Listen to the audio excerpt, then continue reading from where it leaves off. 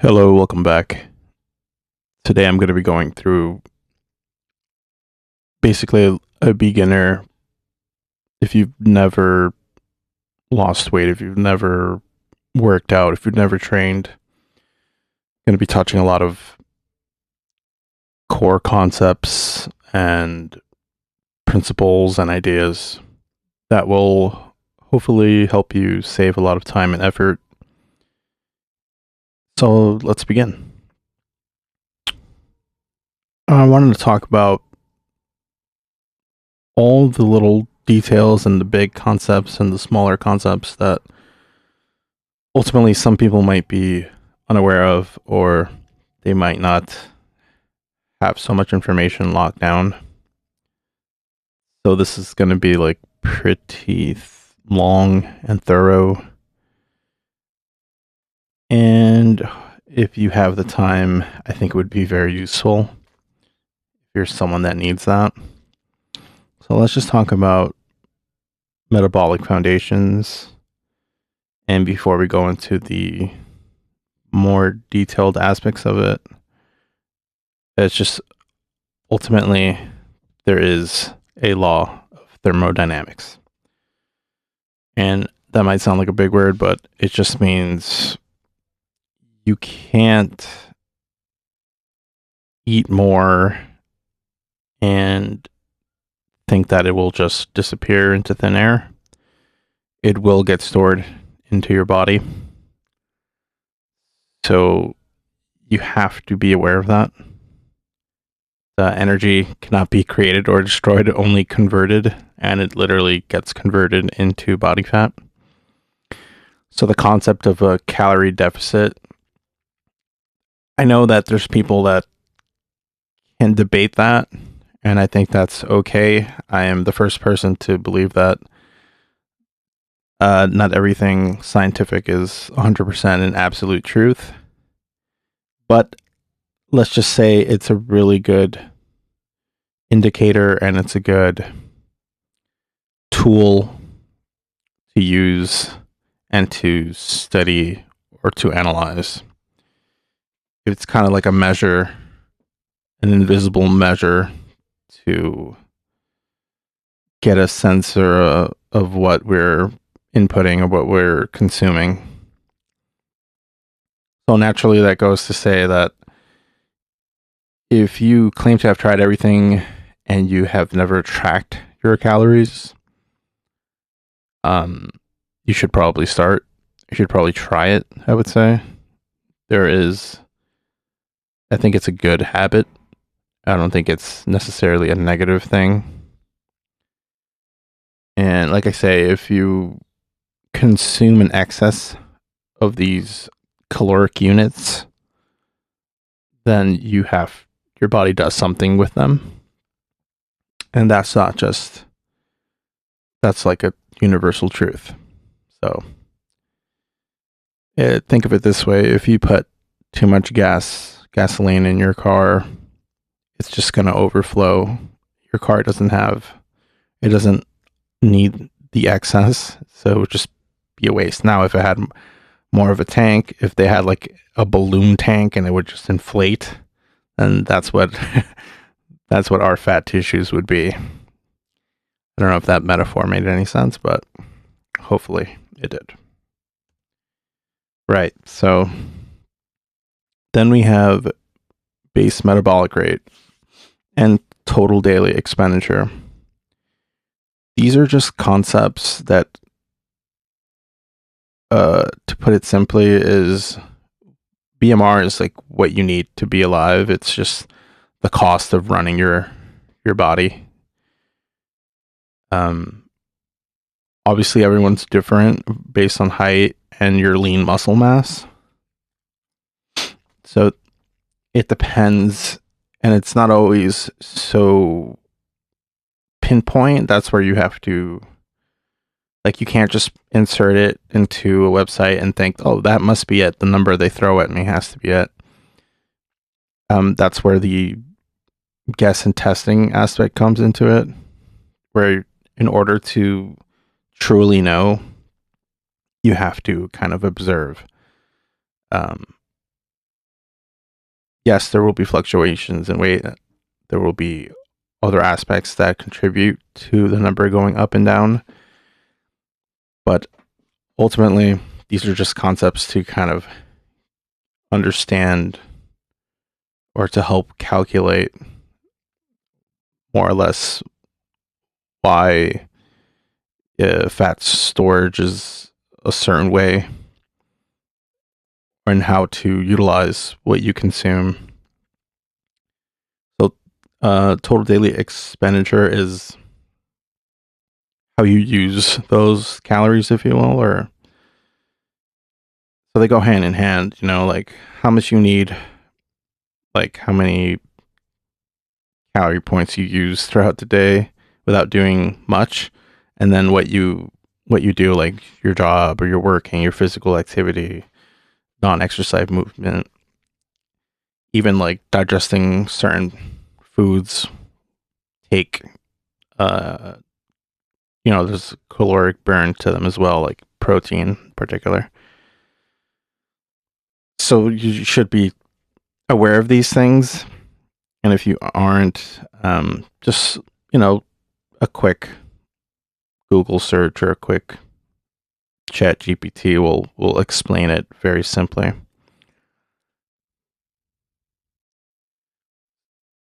So the efficiency of effort, why you'd want to be aware of those things, especially if you're working out or if you're on a diet or whatever.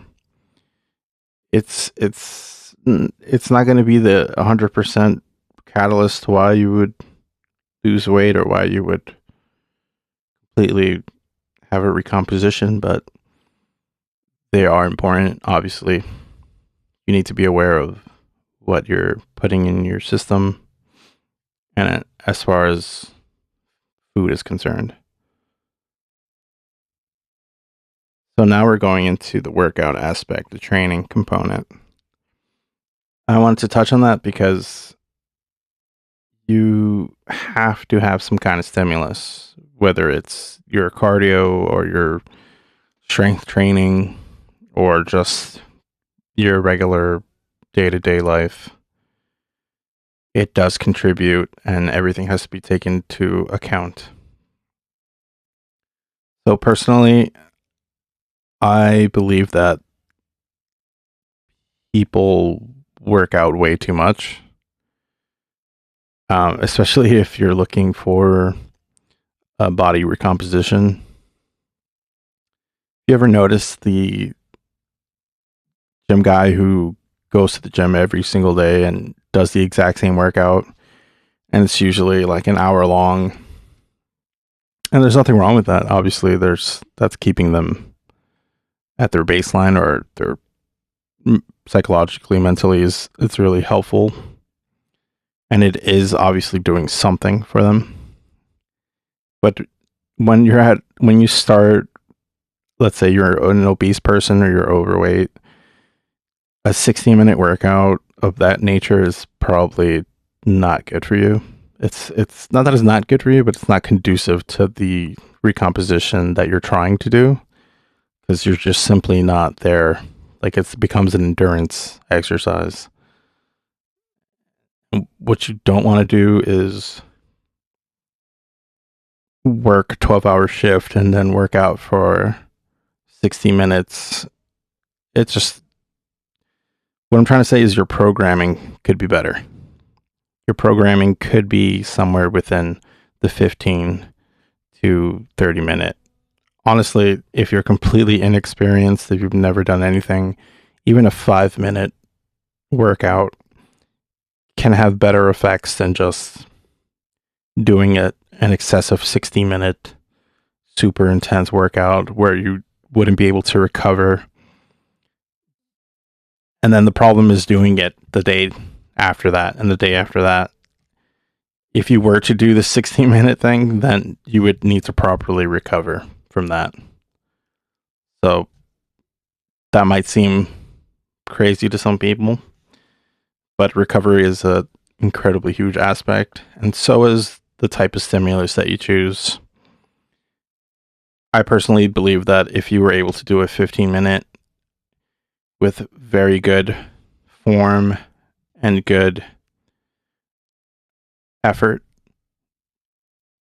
you can get very similar results, if not better results, because you need to take into account your recovery window. CNS recovery mechanics. This is just, again, your central nervous system needs time to recover from it. If you aren't primed for that kind of stimulus in particular, you will need upwards to 24 to 72 hours. Now, what you want to do is get the minimum effective dosage, something that you can recover from in a 1 day, 24 to 72 hour, depending on what your stimulus was. And it tends to be better for you in terms of joints and muscle recovery. There is a lot of people that don't recover enough, and it does really eat into the gains as far as your muscles are concerned. And joints do take attacks. They do get messed up over time because they don't have the right amount of recovery. Like I said, the minimum effective dose, that's what we're kind of studying here. Especially if you've never done a push-up, or if you've never done a pull-up, or any kind of machine or strength training with weights. This is what you would be looking for, more than the hour and a half where it would take you a long time to truly recover. I think that a lot of people fail to listen to their bodies, and they kind of force themselves to fall into the I have to grind mindset and like push through the pain. So they, on top of a regular 40-hour work week or whatever, you aren't helping yourself. You do need to sleep. You do need to recover. So the minimum effective dose for someone who has never worked out, who is trying to lose weight, this is more where we need to be. This is the path for us. Let's see. Right. Another aspect is I see a lot of people wanting to do like high interval intensity training, which is not bad. I repeat, it is not bad. I just think that in terms of progressive overload and strength training, it is not bad, and it's not horrible to rest 3 to 5 minutes, to catch your breath, and to kind of refill that ATP in the moment, which is just another fuel source in your body, basically. But I feel like the easiest way to tell is like if you caught your breath and you can do some more reps, there you go. It's not sacrilegious to take more than a minute or 3 or even 5. There is a case where you wouldn't want to take more than like 8 or 10 minutes. Like that's when you're heading to double digit range, then you're kind of giving away all the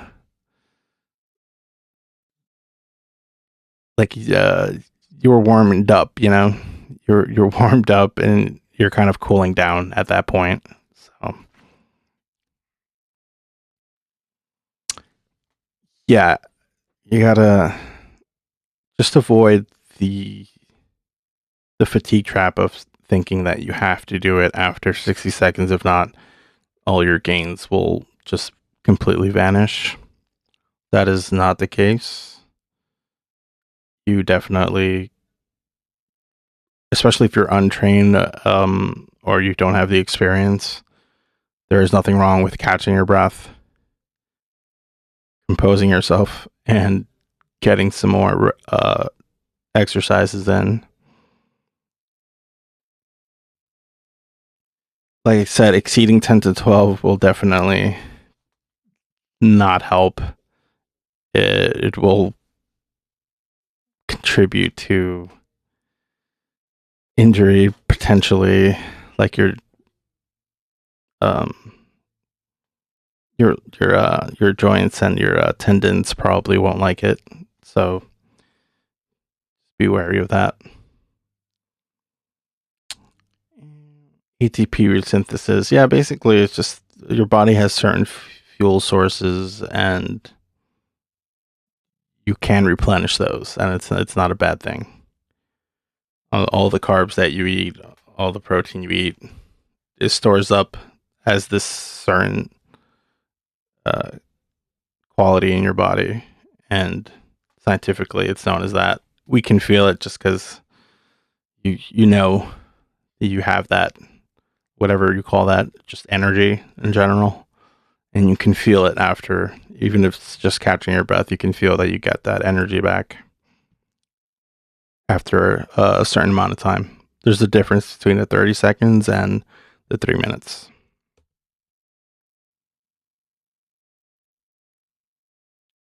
So yeah, this slide here is just explaining a couple of scientific terms and like fuel sources.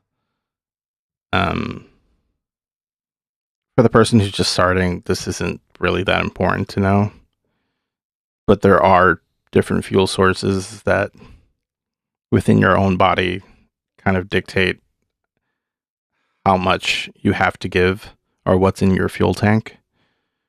Obviously, pro athletes are trained to have a lot of this in reserve, but the majority of people aren't pro athletes, and we're just regular Joes who are trying to reach a certain body composition or target weight loss. But it is helpful or useful to know so that if you don't feel like we're cheating when we rest for a minute to 3 minutes or 5 minutes, it isn't like a negative thing, which I see a lot of people kind of condemning other people for resting too long. Like, so just to sum that up, resting in excess of 5 minutes probably shouldn't do it. More than 5 minutes probably shouldn't do it. Less than 5 minutes, not that big of a deal, and will probably help you get stronger in general if you are progressively overloading, which is probably what you want to be doing if you're trying to get stronger, get more muscles, have more metabolic adaptation.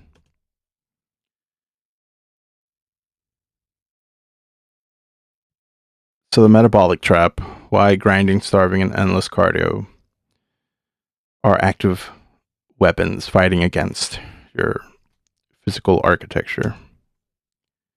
You do want to be auditing your inputs. You shouldn't be too critical of when you first start, you should just track what it is that you actually do. You don't want to change it, or you don't want to like correct it or fix it, because what you want to do is analyze what you have been doing so that you can fix it or change it.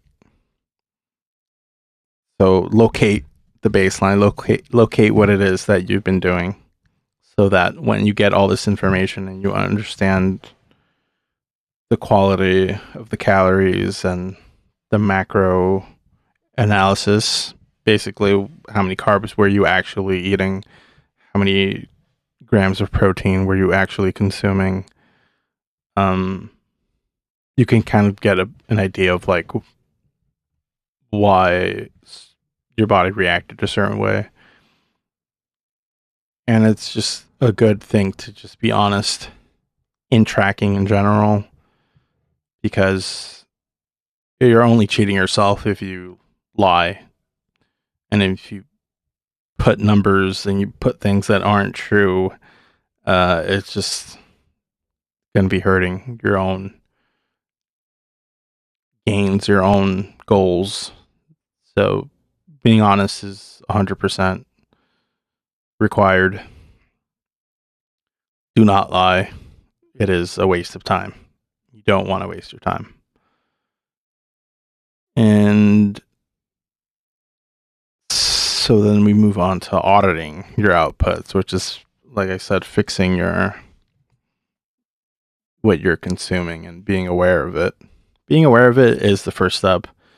Then you can choose how to like precisely change exactly what you need based on what you're doing, what your BMR is, what your total daily energy expenditure is. Becoming aware of those things really changes the game. It suddenly you're more aware of what you should be consuming, how much of it, and what you shouldn't be consuming. So it removes the guesswork out of it, and it kind of gets you a little bit more calculated, which is a good thing in this aspect. You definitely want to be more calculated.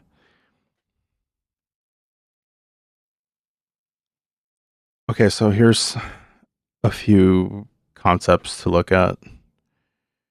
Recruit muscle fibers first, lifting heavy. Yeah. So people think like prioritizing calorie burning exhaustion, like the high intensity interval training and like cardio, doing X amount of steps per day is the real like catalyst to losing weight. But I would say lifting heavy and recruiting muscle fibers, whether it's through more repetitions in your set, but mainly through challenging yourself as far as like weightlifting goes, that signal that is sent to your body is more of an asset. And a lot of people, I guess, can be intimidated by that because they don't want to be a gym bro, or they don't. I can't tell you how many people say like, "Oh, I don't want to get too big," or "I don't want to look like," you know, name your favorite gym influencer or whatever. And I'm like, you definitely won't. You will not just turn into Arnold Schwarzenegger in 2 weeks because you lifted a little heavier than you kind of wanted to. It's not a horrible thing to lift a little heavy. It's actually very, very useful. Whether it's squatting heavier or any kind of gym machine, adding some more weight to it, making it a little more difficult or challenging yourself, it's very useful. I think we got to take the stigma away of increasing weight immediately means you're like a meathead or you're like this gym bro as a result. No, obviously you want to do it in a safe, controlled way, which I think machines are very, very safe. You just have to know that you're really challenging yourself because muscle recruitment does come through progressive overload. Muscle recruitment is really where it's at. It's not necessarily time under tension or like just ego lifting and swinging weights around. It's really about the controlled and just like dominating the weight that you're using it instead of it throwing you around. And you can tell by people's form, by your own form, if you're, let's say you're doing a bicep curl and you're using a lot of body English to get it to the angle that's necessary. It's not the same as someone who is clearly slowed down and clearly controlling the weight. There is different amount of fiber recruitment in that, and the mechanical tension is a lot different. But controlling it slowly is what you want to do. Obviously, when the weight is heavier, it goes slower. So it's not so much about doing it slow intentionally, it's just being controlled. And if it is a heavier weight, it will naturally slow down. So, yeah. Yeah, track your weights. Track your workouts. Log them. There's nothing wrong with that. That's perfectly normal. It's not just for bodybuilders. You can write down what you did, how much of it you did, and it's just another data point you can analyze. Should I do more? Should I do less? Should I increase weight? I think it's generally a better idea to do less sets and do more weight. I know that might be controversial, but there is a lot of science that backs that up. If that's something that you'd be interested in. But I would say a huge part of recruiting those muscle fibers would be progressively overloading. And that would mean doing more quality repetitions with more weight, as opposed to keeping the same weight and doing 3 to 4 sets of it. Is there stimulus and growth involved in both of those things? Yes.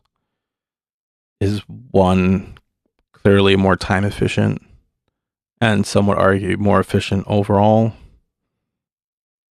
I believe so. But that's not to say that both of them aren't useful. I just think you will reach a plateau, or you will reach perhaps a moment where you say, I feel like I'm doing the same thing and I'm not getting any kind of different results. And it's usually that you are not challenging yourself as far as the weights go. Would need to increase the weight, make it more challenging, recruit more fibers, and program your exercise routine a lot differently. Instead of doing a 12 exercise routine with 3 sets of each exercise, try to do a 6 exercise routine and really challenge the weight. Do 1 set of 8 reps with a warm-up set before it with half the weight of your working set. That's something to consider. I personally believe that it does work. I know it might seem a bit confusing for people who would say, well, aren't I supposed to do more? Well, you are doing more weight. So just a big concept to think about is the controlled repetitions and progressively overloading with more weight to recruit more muscle fibers. Because ultimately you want to get more muscle. You're not automatically going to look like a giant meathead. It will look different on your body, and your body muscle is an asset as far as body recomposition and weight loss is concerned. All right, so let's move on. System restoration. Yeah. You need to align the nervous system. You can't be running on empty doing these workouts. Your body will not shut down, but it will definitely store fat as a survival mechanism. Hormonally, you cannot just avoid recovery, sleep wise, food nutrient wise. You can't just ignore having fats in your diet. You have to obviously use them instead of abusing them.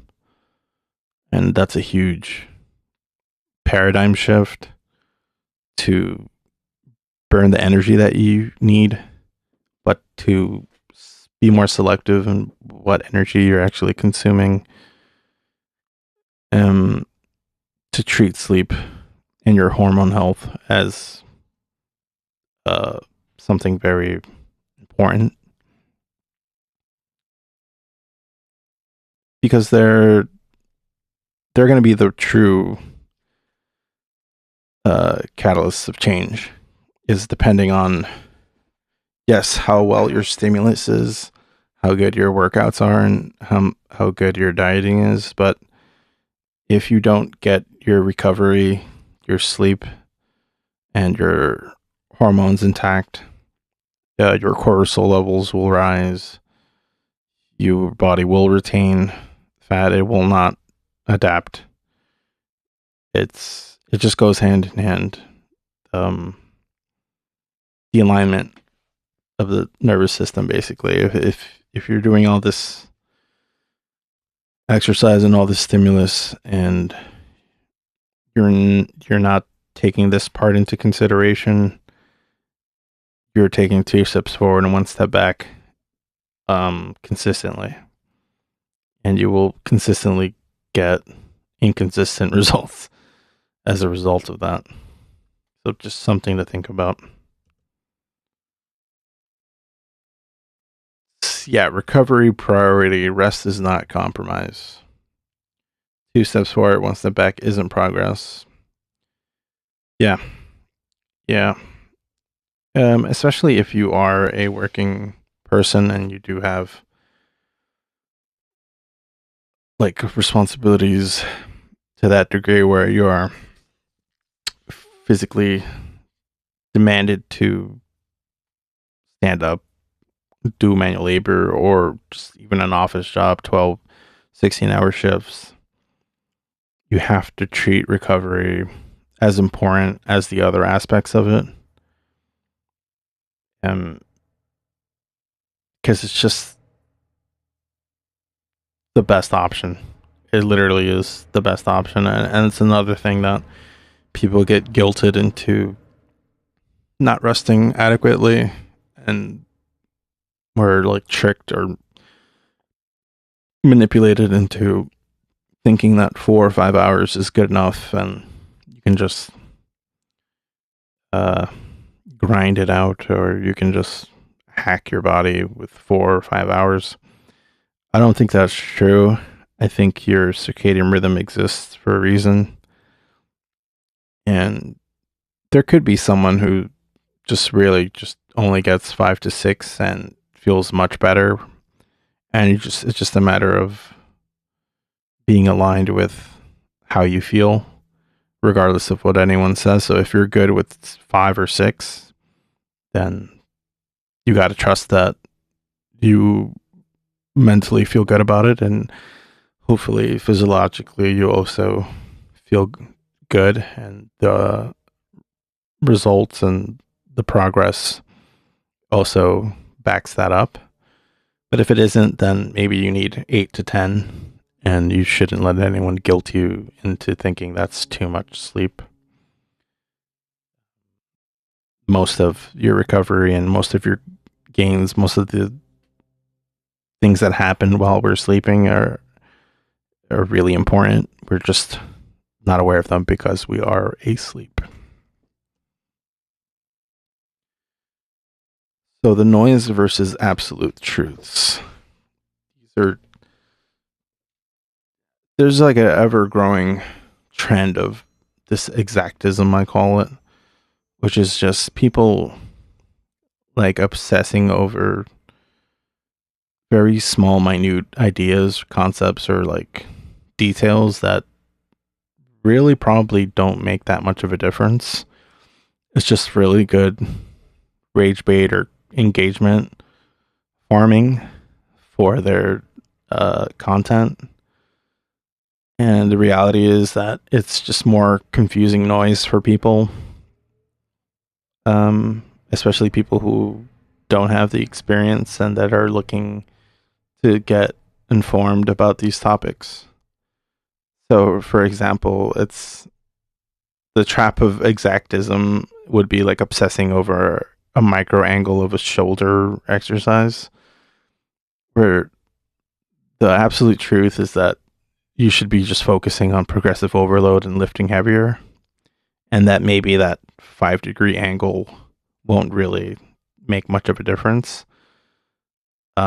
Obviously, there you don't want to. You want to be in the right as far as like beyond a certain angle, you would be just hurting your shoulder. It would be some kind of impingement. Impingement. But I feel like that's fairly obvious. Fluctuating scientific guidelines, changing every 5 years. You would know that you just have to hydrate and systematically recover. There's always going to be some new science out, but no one will ever say don't drink water and don't recover, don't sleep well, don't take time off to recover from your training. Starving the system to trigger localized spot reduction. Obviously, you cannot spot reduce fat. The reality is you got to manage your macro inputs and protect your metabolic rate. Excessive rep schemes that exhaust the central nervous system. That goes with like the training, programming, and really you just need high quality, focused mechanical tension sets. Don't worry about don't chase a number of reps. That's just not smart.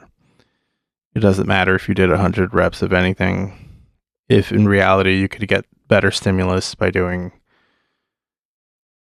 10 reps and you increase the weight to an appropriate, challenging muscle fiber recruiting weight.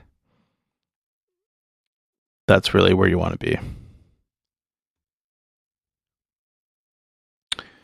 So phase 1, calibrate. Track the raw baseline inputs and your total daily energy expenditure output. Don't change your diet. Just look at the baseline information. Again, you want to know what you were doing. Phase 2, tension. Shift focus to high yield strength training, master progressive overload and control. Yeah, because you can master like even like the most basic foundational movements. Like let's say you don't have any exercise equipment, you can just use body weight exercises and master them. You can get really good at them. You can be a very critical as far as your form and technique, and you can start off by doing knee push-ups. But the thing is, if you do very well, very well performed one, it's very good. And instead of like doing crappy ones where you're cheating yourself, you want to, everything that you do, you want to have it controlled and you want it to be as close to perfect form, because it's usually going to mean that the tension and the focus is on the desired target, which is the muscle, and you're not like hurting your wrists or your knees or whatever it is, and it's like a safely performed, and you're able to progressively overload, which would mean, how could you progressively overload a bodyweight exercise? Well, you just do more repetitions. If you can get to 200 reps within a 15-minute 30-minute time span, that's pretty good. If you can only do 10 in a 5-minute time span, that's data. That's information to analyze, kind of figure out how, like, the minimum effective dosage. What can you do with a certain amount of time to recover properly and also just feel like you're actively doing something to progressively overload and to train strength. You're training for strength. Phase 3, fuel. Yeah, optimize your nutrients. Like, optimize your diet. Figure out what you need, how much protein you need, how many carbs, what kind of carbs. Is it better for you to implement a certain diet? All of that is, it's important, and it's just, there isn't just one way to go about it. There isn't one, like, optimal way to do it. What you do need to do is figure out how much of it you need and not to overfeed. You know, you want to fuel up properly. You want to get as much protein as you need for recovery, get as many carbs as you need. Figure out how your body reacts to the fuel is as important. It's as important as figuring out what not to do, is figuring out what to do.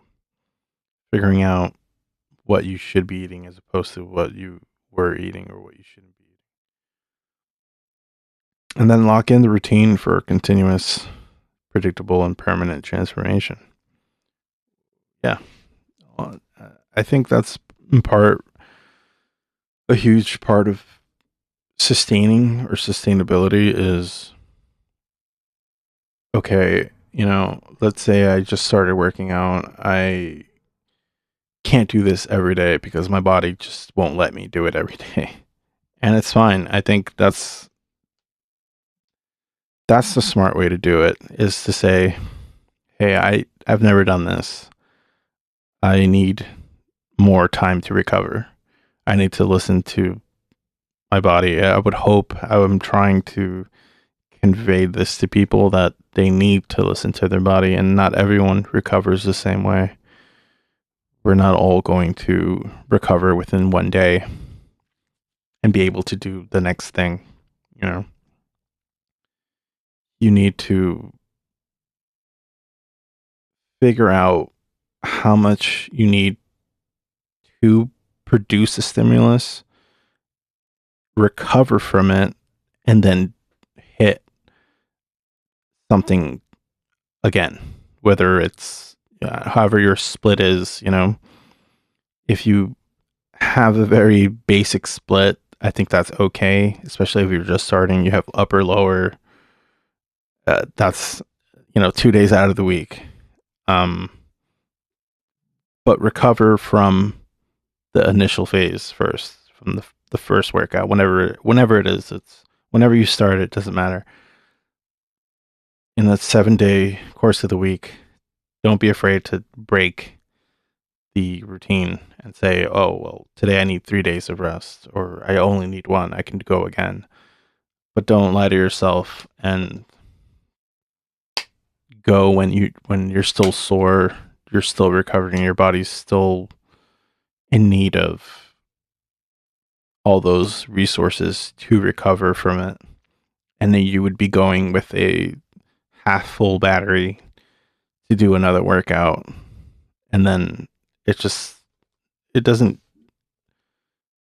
provide any better results than just giving your best effort in one session and truly recovering whenever it is that you do, after a day, after 2 or 3, even a week. Everyone recovers differently, and there's no shame in that. But you'd have to be aware of it. You can't just say, I'm going to go every day and I'm going to get the results I want. It would be a rare thing if you did do that. And I think that's why many people get stuck in that, where they go, well, I went for a month straight and I did it every day and nothing happened. There might be some of that in there. Yeah, work smarter. You're already working hard as it is, you know. If you're like me, then you were already working super hard and trying to make something of yourself. You're probably elite for that. You probably woke up at 5 a.m. like me and made it back home at 8 p.m, and then you're just trying to work smarter. You know, make everything count. Don't just grind yourself down to the bone and then wonder why things stayed the same. You want to be smarter. You want to work more efficiently. What else we have here? Yeah, so just strip away all the BS of trends and things that people want to say could possibly work. Just go down with like the absolute truths of what works and the cold hard maths of body recomposition. There's really no getting away from that. Like I said, if you believe in calories or not, the point is it's just a way to have some kind of data analysis. It's to know, okay, if I put this much into my body and my body's burning this much, and how do I play with those inputs and outputs to where I'm getting results where I can see things are changing or things are doing something differently. I'm looking different. My face is looking different. Some kind of aspect, something you will notice something changing.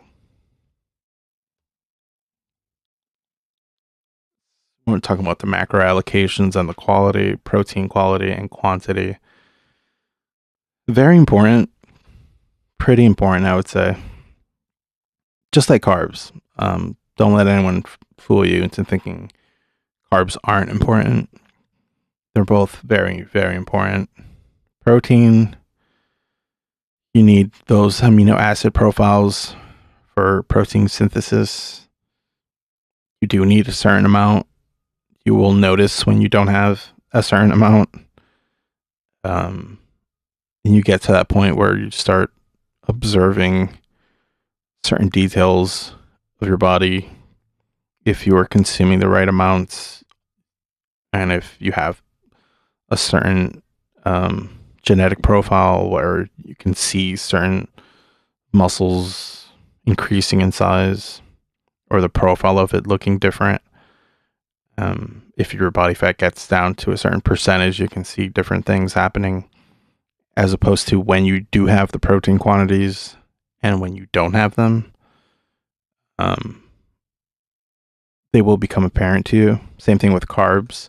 If your body's like mine, where it's like you blow up after eating a certain quality or quantity of carbohydrates, you will notice it, and you will also notice it in the quality of your workouts. When you have that glycogen, it looks very different. You will be able to do different things in the gym as a result of that. Anyone that says that's not true probably has not been hitting the gym in the same way. You can be keto. You can be a carnivore diet person. You obviously will shift to using ketones as your main fuel source. If you ask that keto person to then eat, 400 grams of sweet potato and then go do a lift, they will be stronger. It's just just science at that point. Like getting those carbs and that ATP in your system, it will lead to a different kind of intensity as far as what you can do. Um, and the same thing goes for if you're just working and if you don't have any carbs, it's a different fuel source. It's a different energy quality.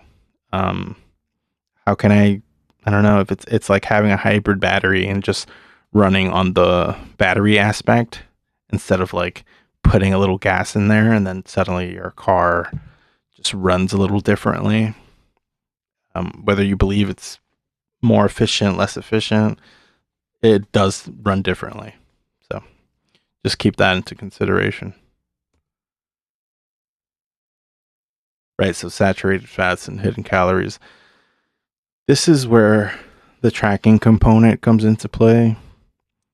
Um, fats are very high dense nutrient. There could be a lot of calories depending on how you're getting it. You do need them for hormonal health, so it's not something that you can completely reject. So this is why people who are on keto diets are successful, because they're using like the upper end quality of fats, like whether it be animal fats or just butter or olive oil or things like that. They do have quite a bit of calories, but they also have macronutrients that are good for your hormones. So don't completely ignore them. Obviously, there's a bunch of like monosaturated, polyunsaturated fats. Uh, Things like processed foods are going to have tons of them. And obviously, you want to avoid the majority of those. You will get to a point where you will notice that if you eliminate them completely from your diet, it will make a difference. You will look a certain way. If you incorporate some of the healthier ones, it would also make a difference. You have to be very hyper aware of how it affects your body in terms of your recovery, your sleep, your satiety, like how fulfilled you feel with your meals. Just be aware of them. Have here. Oh, so this is about sodium and carbohydrates, like fluids and bloating and intracellular hydration, which is basically we're talking about water and sodium, like salt. Um, how much of a difference it makes in your appearance. It's completely up to the person's like genes, basically. You know, some people will puff up after a workout from the pump. Some people will puff up just from eating more carbs. Some people will puff up from having a lot of sodium, a lot of salt. Um, it will look different. You will have bloating. That is something to consider. Um, just do research on it because you will need to balance out between the sodium and water aspects. Obviously, you want to stay hydrated. You want to push. You want to flush those fluids and salts out of your body to some degree, but you also want to have enough salt, like in electrolytes, and just a certain amount of sodium in your body. It's also going to be healthy for you. So there's just like with anything else, there's a healthy balance to how much you should have and could have. But it will make a difference in the short term and long term as far as how much of it you have or how much of it you don't have. So being aware of it, very useful. Right. So here's some like water retention, electrolyte balance, subcutaneous fluids. It will look, whether you look puffy or not. You don't want to cut out all dietary sodium, obviously. Protein, it does determine muscle retention. Um, the exactism traps would be like obsessing over like when you have it, but as long as you have it in general is better than just not having enough. So you definitely want to have enough. Now, whether you have 300 grams and if that's appropriate for you, that's something to figure out. And the calorie intake, um, there's no like, you just gotta be wary of the intake.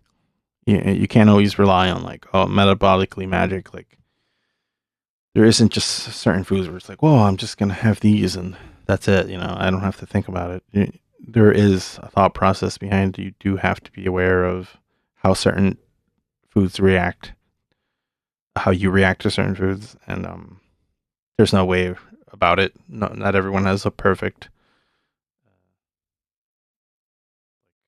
balanced DNA where they could just eat everything and nothing makes too much of a difference.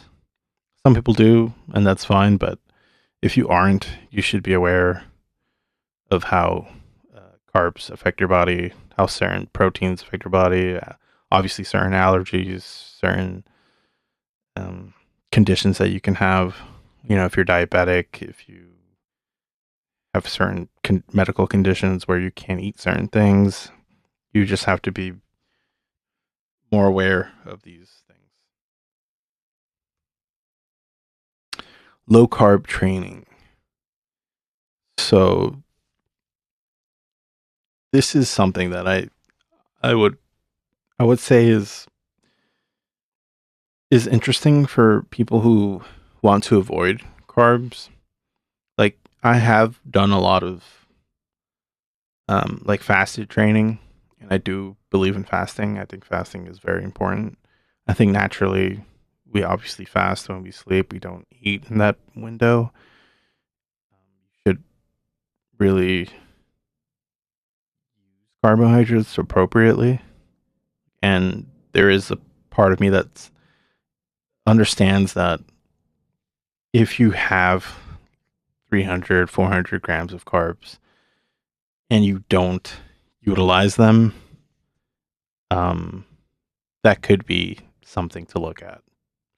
It depends how your system processes it.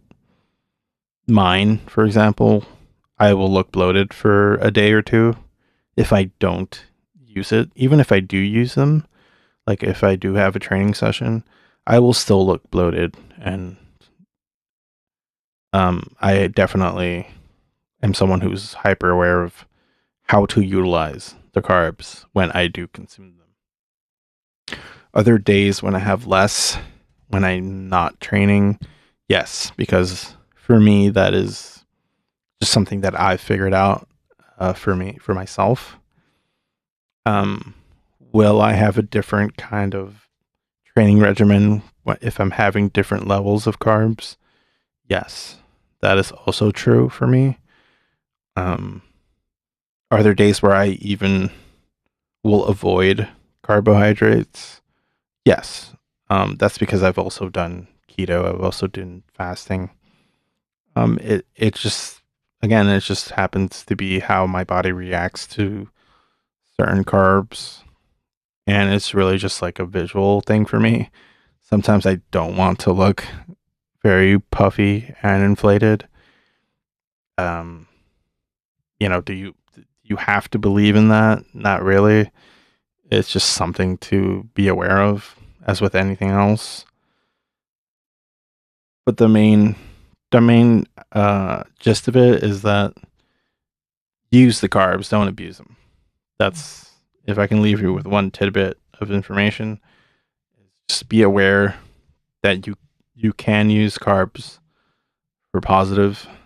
The majority of people, of humans in this world, have used carbs in the right way, and we just need to have the matching activity to justify the intake of them. Density versus fluid, right? So the pump, a lot of people chase the pump in the gym, and I think that's fine. I just don't think you should just, like, the high repetition pump work it's temporary. It's not something to be obsessed over. It's not that important. You do want to focus on those near maximal loads. Um, I think the rep range of like 5 to 10, when you get to a certain plateau or level where you are chasing progressive overload and you want a denser, you want a different body composition, whether it's like your glutes or your biceps or whatever, you will get to a point where you are increasing the weight and it's harder to do multiple sets for the quote unquote pump work. So, yeah, you wouldn't be chasing the pump there. You're really just trying to literally chase a different muscle recruitment by challenging yourself with a heavier weight. If you do get a pump as a result of it, it's just a byproduct of it and not like the ultimate focus of that. That. All right. Well, that seems like that was it for today. I know I probably touched on a lot of things and I probably missed a lot of things as well. But I'm hoping that that was a good introduction to this kind of information. Hopefully, it helps you on your journey and it inspires you to kind of take into consideration certain things that might not be so popular. Again, because most people are trying to sell you something, they're trying to tell you, trying to guilt you into buying their program, and they don't really care to tell you like very simple foundational things that would just require them to say, hey, you don't need to train every day. Like, imagine a trainer saying like, I obviously would rather sell you a bigger package where I have more days and I'm getting paid more. But the reality is most people will probably need to work out with this level of intensity and this level of stimulus for like 1 or 2 days out of the week, not every day. And that's hard for a lot of people to kind of imagine or to kind of get to that point where you realize that. But hopefully you do. And if you actually watch this video, then you will get an inclining that that's where maybe you should be heading. Especially if you've already done the opposite and you've done the working out every single day, doing the exact same routine with the same amount of weight and not really getting any kind of change. Then maybe doing some of the things that I mentioned here today will take you to the place of progress, which is ultimately what we all want.